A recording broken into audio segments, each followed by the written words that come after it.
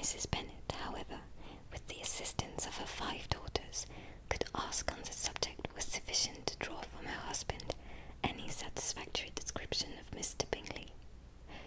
They attacked him in various ways, with barefaced questions, ingenious suppositions, and distant surmises, but he eluded the skill of them all, and they were at last obliged to accept the second-hand intelligence of their neighbour, Lady Lucas.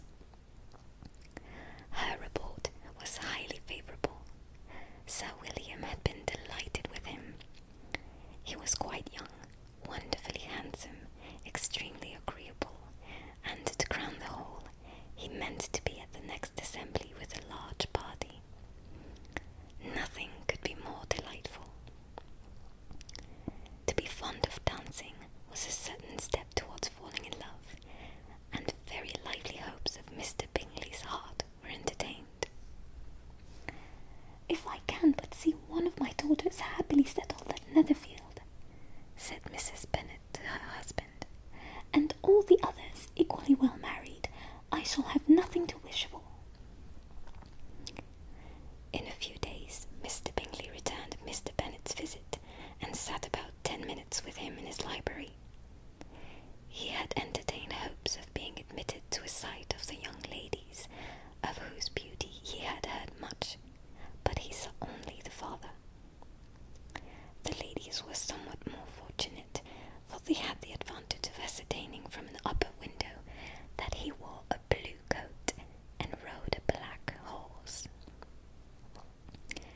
An invitation to dinner was soon afterwards dispatched, and already had Mrs. Bennet planned the courses that were to do credit to her housekeeping, when an answer arrived which deferred it all. Mr. Bingley was obliged to be in town the following day, and consequently unable to accept the honour of their invitation, etc. Mrs. Bennet was quite disconcerted. She could not imagine what business he could have in town so soon after his arrival in Hertfordshire, and she began to fear that he might be always flying about from one place to another, and never settled at Netherfield as he ought to be. Lady Lucas quieted her fears a little by starting the idea of his being gone to London only to get a large party for the ball, and a report soon followed that Mr. Bingley was to bring 12 ladies and 7 gentlemen with him to the assembly. The girls grieved over such a number of ladies, but were comforted the day before the ball by hearing that instead of 12, he had brought only 6 with him from London, his 5 sisters and a cousin. And when the party entered the assembly room, it consisted of only 5 altogether: Mr. Bingley, his 2 sisters, the husband of the eldest, and another young man. Mr. Bingley was good-looking and gentlemanlike. He had a pleasant countenance and easy, unaffected manners. His sisters were fine women, with an air of decided fashion. His brother-in-law, Mr. Hurst, merely looked the gentleman, but his friend, Mr. Darcy, soon drew the attention of the room by his fine, tall person, handsome features, noble mien, and the report which was in general circulation within 5 minutes after his entrance of his having 10,000 a year. The gentleman pronounced him to be a fine figure of a man. The ladies declared he was much handsomer than Mr. Bingley, and he was looked at with great admiration for about half the evening, until his manners gave a disgust which turned the tide of his popularity, for he was discovered to be proud, to be above his company, and above being pleased, and not all his large estate in Derbyshire could then save him from having a most forbidding, disagreeable countenance, and being unworthy to be compared with his friend. Mr. Bingley had soon made himself acquainted with all the principal people in the room. He was lively and unreserved, danced every dance,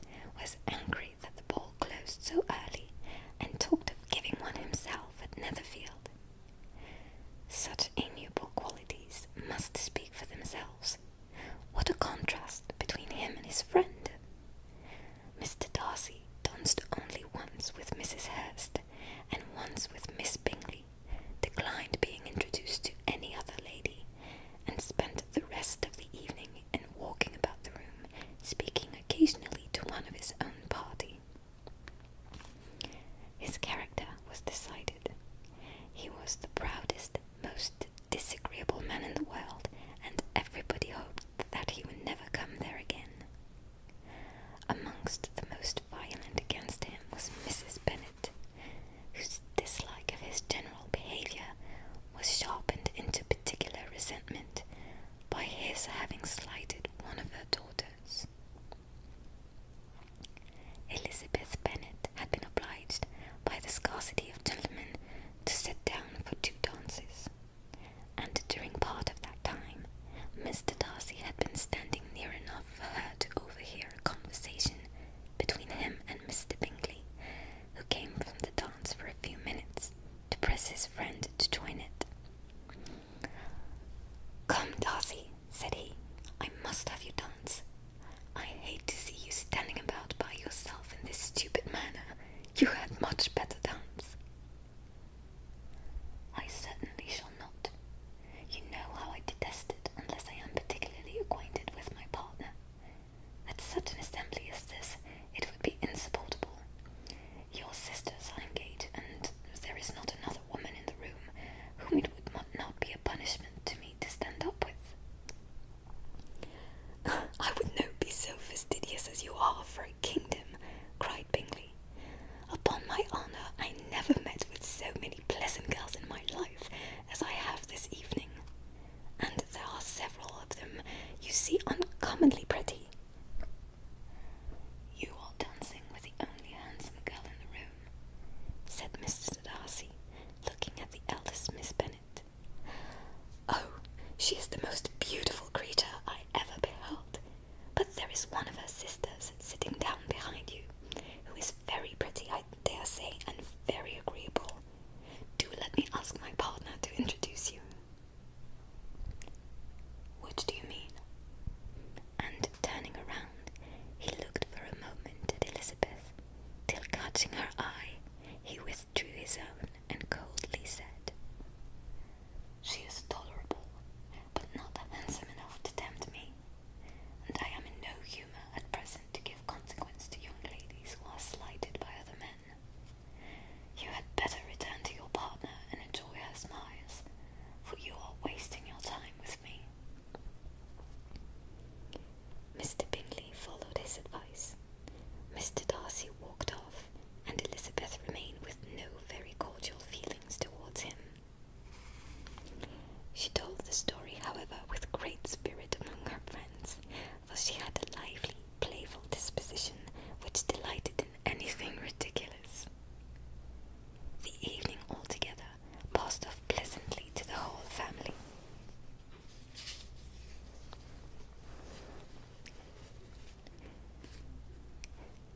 Mrs. Bennet had seen her eldest daughter much admired by the Netherfield party. Mr. Bingley had danced with her twice, and she had been distinguished by his sisters. Jane was as much gratified by this as her mother could be, though in a quieter way. Elizabeth felt Jane's pleasure. Mary had heard herself mentioned to Miss Bingley as the most accomplished girl in the neighbourhood, and Catherine and Lydia had been fortunate enough to be never without partners, which was all that they had yet learned to care for at a ball. They returned, therefore, in good spirits to Longbourn, the village where they lived, and of which they were the principal inhabitants. They found Mr. Bennet still up. With a book he was regardless of time, and on the present occasion he had a good deal of curiosity as to the event of an evening which had raised such splendid expectations. He had rather hoped that all his wife's views on the stranger would be disappointed,